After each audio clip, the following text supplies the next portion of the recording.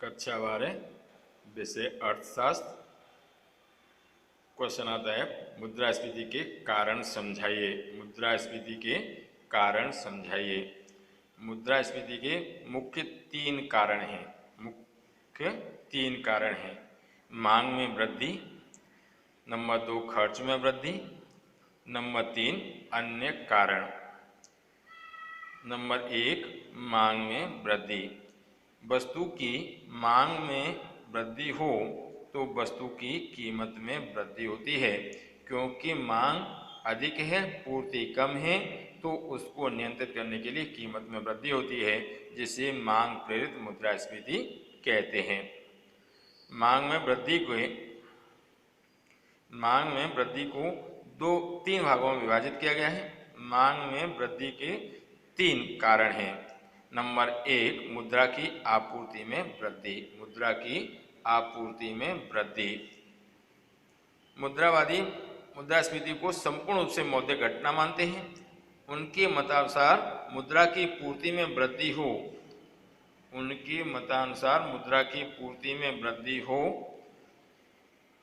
और मुद्रा की पूर्ति में वृद्धि हो, मौद्रिक आय बढ़े,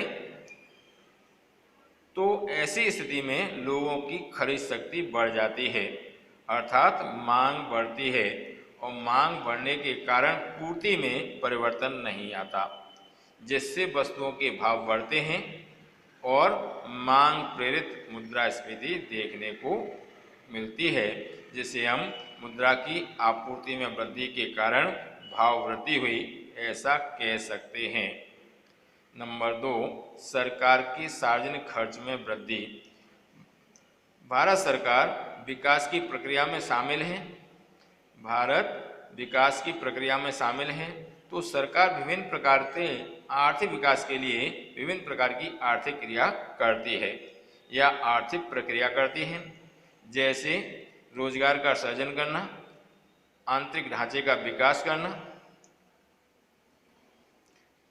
इसके सार्वजनिक खर्च में वृद्धि करना। इस प्रकार के जब खर्च होते हैं तो व्यक्तियों की आय बढ़ती है, और जब व्यक्तियों की आय बढ़ती है तो मांग में वृद्धि होती है, जिससे भाव वृद्धि सर्जित होती है, अर्थात मुद्रास्फीति देखने को मिलती है। नंबर 3 जनसंख्या में वृद्धि।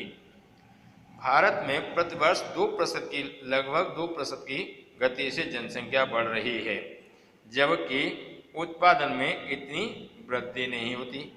ये बढ़ती हुई जनसंख्या का दबाव के कारण मांग में वृद्धि होती है, पूर्ति स्थिर रहती है, जिसके कारण वस्तुओं की कीमत में वृद्धि होती है। अर्थात जनसंख्या बढ़ने के कारण भी मांग बढ़ती है, तो मुद्रास्फीति देखने को मिलती है। दूसरा पॉइंट है मुख्य खर्च में वृद्धि। कीमत को प्रभावित करने वाला दूसरा तत्व है पूर्ति। आपूर्ति अर्थात अर्थशास्त्र के समर्थकों का मानना है कि उत्पादन खर्च में वृद्धि हो तो वस्तुओं के भाव में वृद्धि देखने को मिलती है, जैसे कच्चे माल की कीमत, यंत्रों की कीमत, बिजली पानी की दरों में वृद्धि हो, अर्थात श्रमिकों का वेतन बढ़े अथवा परिवहन खर्च बढ़े इत्यादि के कारण वस्तु और सेवाओं की कीमत में वृद्धि होती है, जो मुद्रास्फीति को जन्म देती है। अब आता है नंबर 3 अन्य कारण। अन्य कारणों को 3 भाग में विभाजित किया गया है। नंबर 1 कर की नीति। सरकार की कर की नीति विशेष रूप से ऊंची दर से बढ़ता हुआ कर वस्तु के उत्पादन खर्च में वृद्धि करता है। इसलिए ऊंची दरों से मुद्रास्फीति बढ़ती है। ऊंची कर की दरों से मुद्रास्फीति बढ़ती है, अर्थात मुद्रास्फीति देखने को मिलती है। कर की नीति के कारण भी मुद्रास्फीति देखने को मिलती है। नंबर 2 आयातित वस्तु की कीमत में वृद्धि। भारत अधिकांश रूप से खनिज तेल का विदेशों से आयात करता है। इसकी कीमत में थोड़ी सी वृद्धि हो जाए, अर्थात अंतर्राष्ट्रीय कच्चे तेल के भाव बढ़ जाएं, तो ऐसी परिस्थिति में अन्य इनके भाव बढ़ने से, डीजल और पेट्रोल के भाव बढ़ने से अन्य वस्तुओं के उत्पादन पर और उनके भाव पर भी प्रभाव देखने को मिलता है, अर्थात उनकी कीमत में भी वृद्धि होती है, जिससे मुद्रास्फीति देखने को मिलती है। नंबर 3, अभाव या कमी। कई बार कच्चे माल की कमी, उत्पादन के लिए किसी भी चीज वस्तु की कमी उत्पन्न हो, किसी भी चीज वस्तु की कमी उत्पन्न हो, जैसे बिजली की कमी हो या कच्चे माल की कमी हो या मजदूरों की कमी हो, तो ऐसी परिस्थिति में उस वस्तु की भाव में वृद्धि होगी। और जब वस्तु के भाव में वृद्धि होगी तो ये प्रक्रिया अगर लंबे समय तक चलती है तो उत्पादन खर्च में भी वृद्धि होगी, जिससे वस्तु की कीमत बढ़ती है। और जब वस्तु की कीमत बढ़ती है तो मुद्रास्फीति देखने को मिलती है।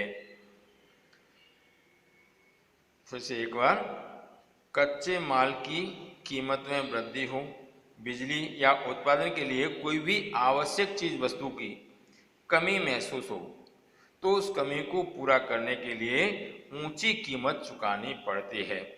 जब ऊंची कीमत चुकाते हैं तो वस्तु उत्पादन खर्च बढ़ता है, उत्पादन खर्च बढ़ता है तो वस्तु की कीमत में वृद्धि होती है, जिसे हम भाव वृद्धि कहते हैं और मुद्रास्फीति देखने को मिलती है।